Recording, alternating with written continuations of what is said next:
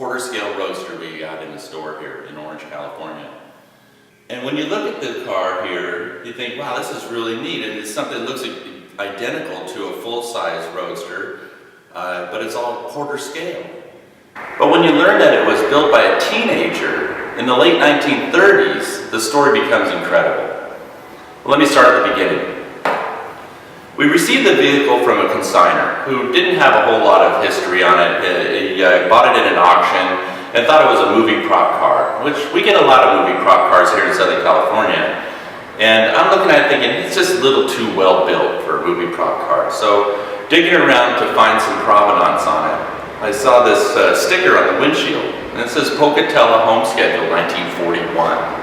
So I'm thinking, okay, this is early, some history there. It's a cardinal standing on a baseball bat. So I figured it might be a high school baseball team, something like that. Then I open up the trunk and I'm looking around in there and I didn't see anything in the trunk. But I notice on the lid, in the wood frame in pencil, it's written Marmarth, North Dakota, Van Horn Antique Auto. So I look it up online and sure enough, there's a neat little museum right on the Montana-North Dakota border. It's Van Horn Antique Auto. And I give a call, and Jim Van Horn answers the phone. So I tell him about this quarter scale Roadster I have, and it's got his name on it, and it looks like a air-cooled little single-cylinder motor. Could be a Briggs & Stratton or something. It's got a Model A transmission, centrifugal clutch, and he said, well, send me some photos. It sounds interesting.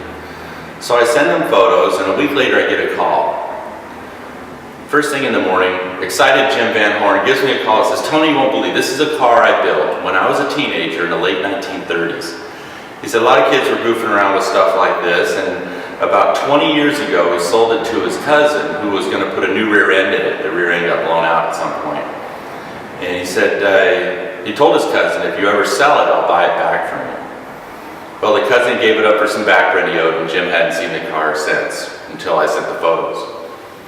Looking into the stickers some more, found out that there was a minor league baseball team in 1941 in Pocatello, Idaho, that used the car most likely as a mascot car.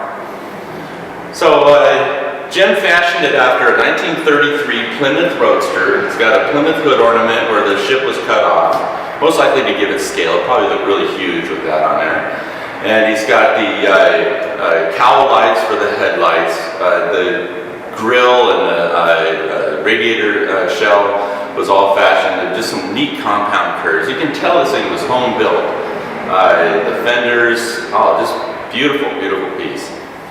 So it's a Maytag washer machine motor that would normally have had a kick starter on it, but apparently he had an electric motor underneath the radiator, and then a centrifugal clutch Model A transmission, got the amp gauge from a Model A, just a neat piece with tuck and roll upholstery. Incredible piece. So I invite you to come to the store here in Orange, California and take a look at it. We also have it on our eBay store too. So if you go to our website at blacktopdepot.com, there's a link to our eBay store there too. All right, anyway, I hope you have a great day and I hope you enjoy this cool little Roadster like we do. Take care.